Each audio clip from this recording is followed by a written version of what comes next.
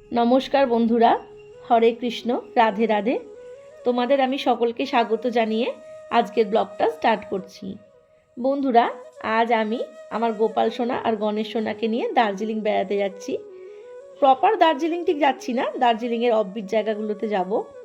তাই আজ আমি তোমাদের সাথে শেয়ার করব গোপাল সোনাকে কোথাও আমাদের সাথে ঘুরতে নিয়ে গেলে ওর কি কি প্রয়োজনীয় জিনিস আমি সঙ্গে করে নিয়ে যাচ্ছি, সেই সমস্ত বিষয় নিয়ে আজকের ভিডিওটা আমি করছি। তো চলো বন্ধুরা, ভিডিওটা আমি শুরু করি। আশা করি তোমাদের ভালো লাগবে। দেখো, ওকে আমি স্নান করিয়ে একদম হালকা একটা পোশাক পরিয়ে বসিয়ে দিয়েছি দুজনকে। আর আজকে আমাদের ট্রেন ছিল দুপুর 3:30-র সময়, ট্রেনটা লেট হয়েছে 6:30টার সময়। তো সেই জন্যই আমি ওকে মোটামুটি একটা রেডি করে রেখেছি। এই পোশাকটা পরিয়ে নিয়ে যাব, বেশি গরমে হালকা ফুলকা কিছু পরাই ওর ভালো, সেই জন্য আমি এই পোশাকটাই পরিয়ে ওকে খেতে দিয়েছি। চলো ওরা খাক, ততক্ষণ আমরা ওদের লাগেজটা গুছিয়ে নিই।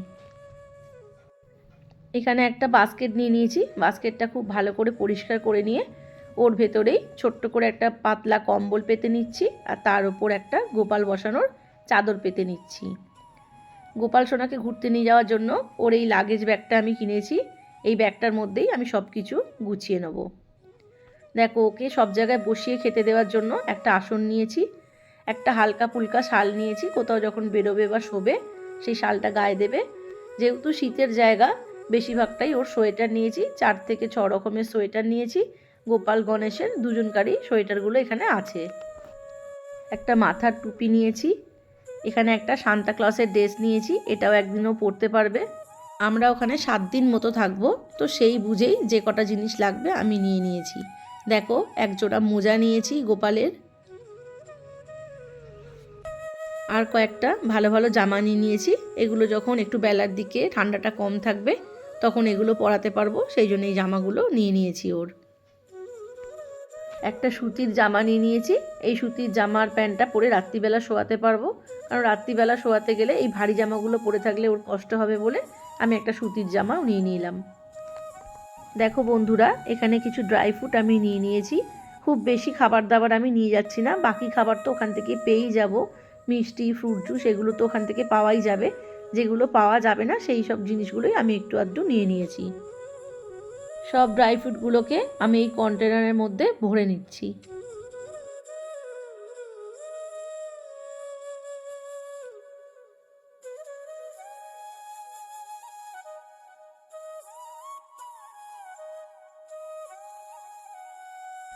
এখানে একটা থালা গ্লাস আমি নিয়ে নিয়েছি।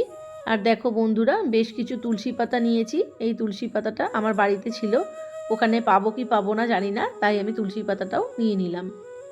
আর নিয়েছি একটা বিছনা বালিশের সেট, যেটাতে 2টো মাথার বালিশ আর পায়ে বালিশ আছে ওদের শোয়ানোর জন্য। আর নিয়েছি গোপালের প্রিয় ময়ূরপুচ্ছ।